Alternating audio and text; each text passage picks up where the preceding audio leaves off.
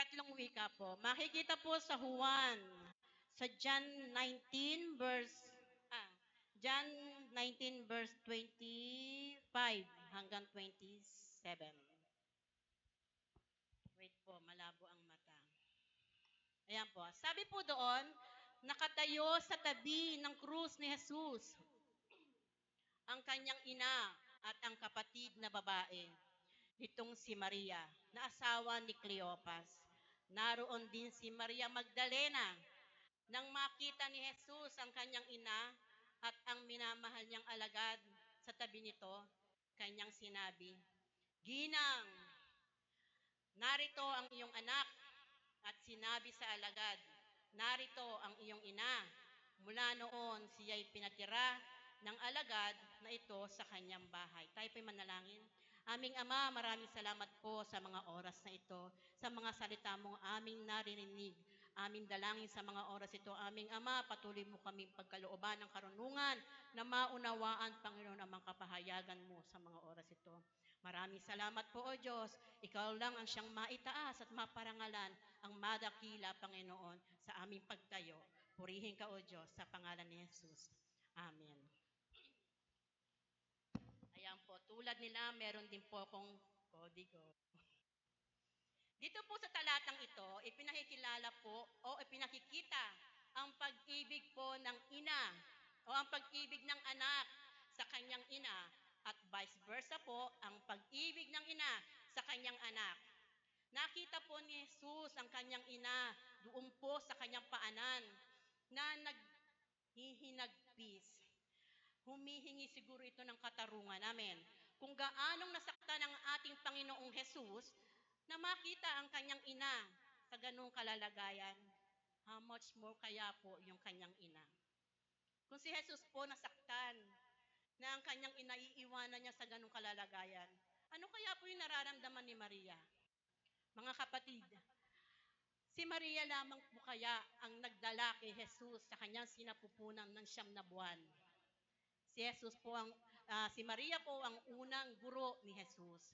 Si Maria po ang nagpalaki, si Maria po ang nag-aruga, kung paanong lumaking mabuti si Jesus ay dahil po kay Maria.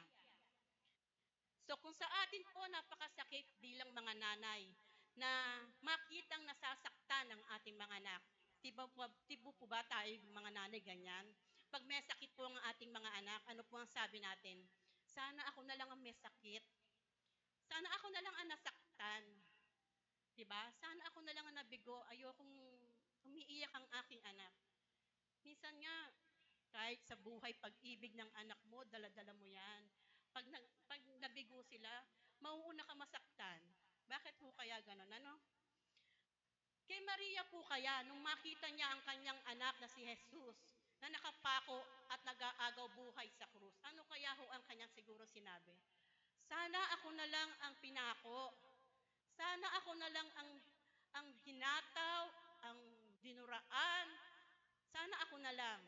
Di po ba? Iba po ang nanay eh. Sabing ganun naman tayong mga ina dahil sa pagmamahal. Siguro po ito po yung namana natin kay Jesus. Matik po, mahal po natin ang ating mga anak na kahit sila'y nagkakasala sa atin, na kahit sila man ay nabibigo, sila man ay naliligaw ng landas, ang nangingibabaw po sa atin ay yung pag-ibig sa ating mga anak. Kanina nga po nakapanood po ako, maputol ko lang ho. Doon po kay Rafi Tulfo. Pinalayas po yung nanay sa kanyang tahanan. Doon pinalayas ng anak. So galit na galit po si Tulfo. So sa gusto ni Tulfo, sige, didemanda natin yan. Kailangan umalis siya. Ikaw nanay, bumalik ka sa tahanan mo. Pero alam niyo po, sa huling senaryo nung pag-uusap na yon, ang awa ang umiral sa nanay. Awa po ang umiral. Pinatawad po niya ang kanyang anak sa lahat ng nagawa sa kanya ng ano. Di po ba, matik po sa nanay eh. Yung ang nangingibabaw, although nagagalit tayo, nagsusungit tayo, pero may love. Amen, si Kristo nga nagalit, pero may love. Tayo matik, pag nagalit tayo, kasi Kasi ayaw natin nagkakamali ang ating mga anak eh. Kung, kung paano siyang kumilos, gusto natin maging maganda sa paningin ng iba. Di po ba? Maingay lang talaga tayo. Sino po mamaingay dito? Ako lang.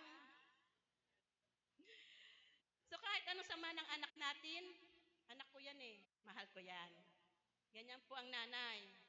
Walang eksaktong oras. Tulog na ang mga anak, gising pa si nanay. Tama po ba? Tumatrabaho pa. Kaya nga mga kapatid, sa likod ng mga matatanggumpay na personalidad dito, may nanay na nanalangin sa likod. Naniniwala ho ba kayo?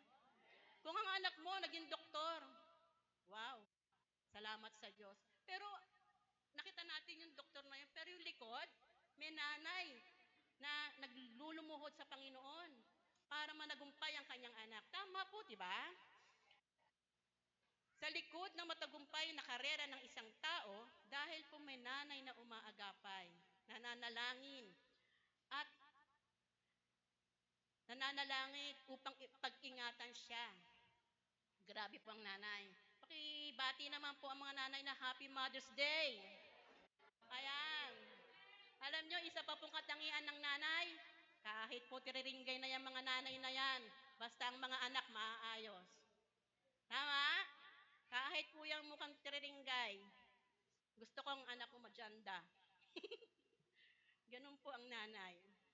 So si Jesus po nag-aalala. Ganun po niya kasi kamahal ang nanay niya. Paano na ang nanay niya? Alam niyo sa mga Hudyo po, kapag po ang isang ilaw ng tahanan ay nabiyuda, ang tatay, yung haligi ng tahanan ay yung panganay na anak. Ang Panginoon po ay panganay na anak ni Maria.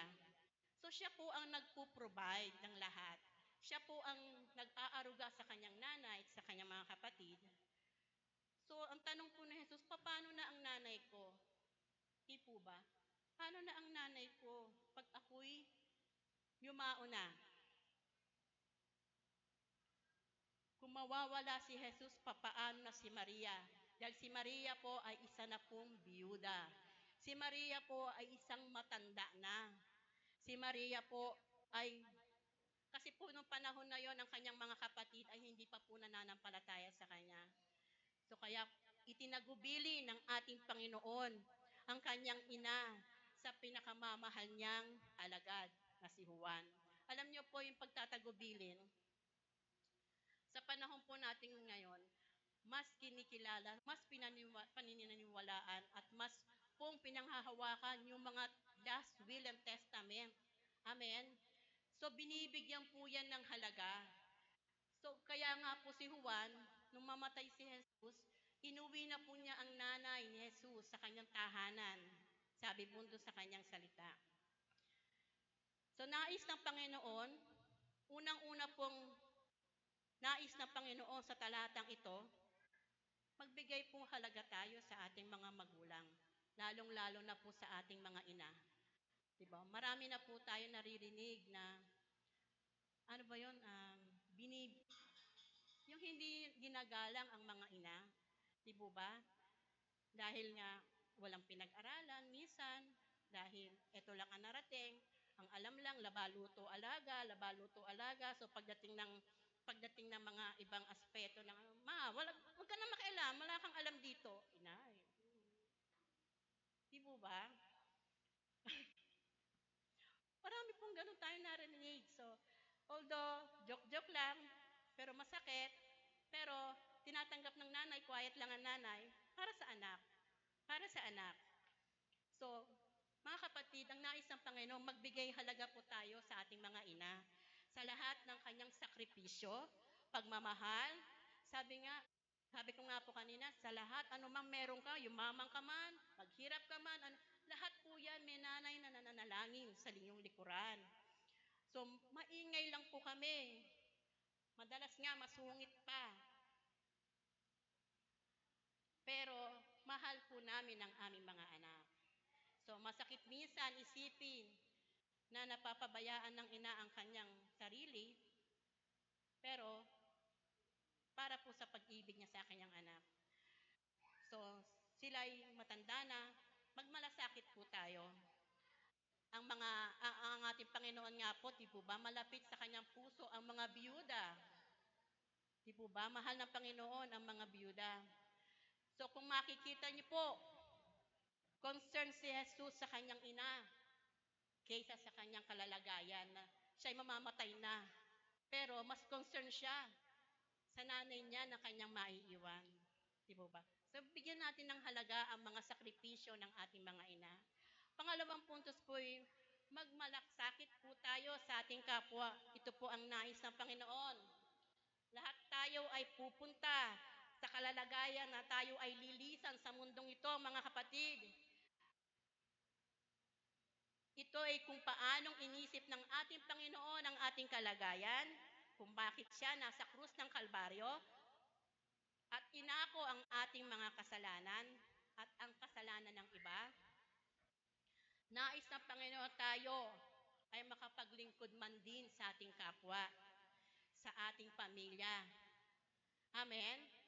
Alam niyo po ba bakit po tinawag ni Jesus na ginang? Hindi niya po tinawag na nay. Hindi niya tinawag na mama. Bagkos tinawag niyang ginang. Isa rin po nung nasa kasalang Kana po sila. Yung sinabi rin po ni Jesus doon na, ginang, wag mo akong pangunahan. Alam niyo, nagpapahiwatig lang din po at pinaabot din ng Panginoon na si Maria ay isang tao, hindi po siya Diyos. Amen? So, si Jesus, concerned siya sa kapwa niyang si Maria, sa katawang tao. Amen? So, maging concerned po tayo at magmalasakit sa ating kapwa, ang nais ng Panginoon. So, sa kanilang paglisan sa mundong ito, sila ba ay nakakilala na? 'Di ba? Nakatanggap na ba sila sa ating Panginoon? Mga kapatid ko, kung bakit po tayo naririto sa mundong ito, hindi po tayo ay para sa sarili lamang. Hindi po tayo naririto sa mundong ito para paglingkuran natin ang ating sarili. Ang Panginoon nga ay Diyos, pero hindi siya nasa mundong ito para ipaglandakan na siya ay Diyos. Naririto siya para tubusin ang lahat ng ating mga kasalanan. Naging concern siya sa atin. So, bakit po tayo naririto? Concern ang Diyos, nais ng Panginoon na tayo man din ay maging concern sa ating kapwa. Hindi para sa sarili natin. Sabi nga sa awit, tayo ay nabubuhay hindi para sa sarili lamang. Amen? Tayo po ay nabubuhay para sa ating kapwa tulad ni Kristo. So, sa aking refleksyon, napakaiksi po nung akin. Sabi sa akin ng refleksyon, kaya nga po minsan, tayo ay magtanong din sa ating mga sarili, sa ating buhay. Kamusta na po ang pakikitungo natin sa ating mga magulang? Marahil po, di ba, naalala nyo, sinabi ni Pastor, baka dito okay kayo, pero pag uwi nyo, wait lang ng wait. Di ba? Baka dito nagmamano kayo kay Pastor, pero pag uwi nyo, nihalikan ng inyong magulang, hindi nyo magawa. Amen?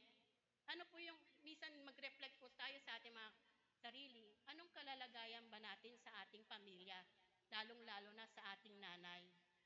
Mahirap po yung kailan huli na. 'Di ba?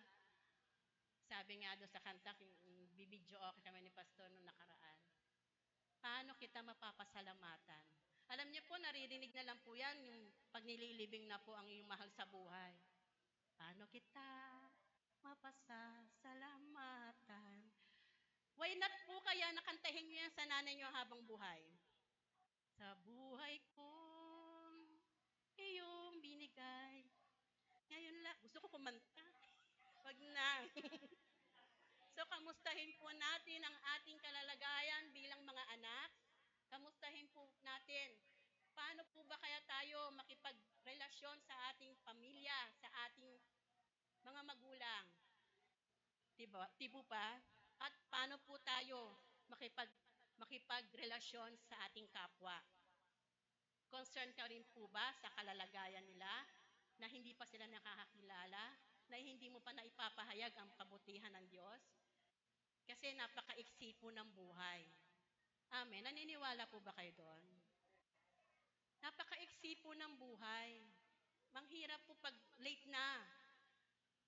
Nakaraan lang, ang ganda-ganda ko ngayon, pasas na ako eh. Di po ang piksi ng buhay. Yung minsan nga nakita ko, yung nagpatahi sa amin ng PE uniform, binati ko. Kasi muse-muse lang siya noon. Sabi ko, ang tanda ko naman. Ngayon, nanay na siya ng 6 na bata. Wow! Sabi ko, ang bilis naman ng panahon. So kung hindi po natin magagampanan ang mga ipinag-uutos ng ating Panginoon, ang mga ipinahahayag sa atin ng Panginoon, sayang naman po.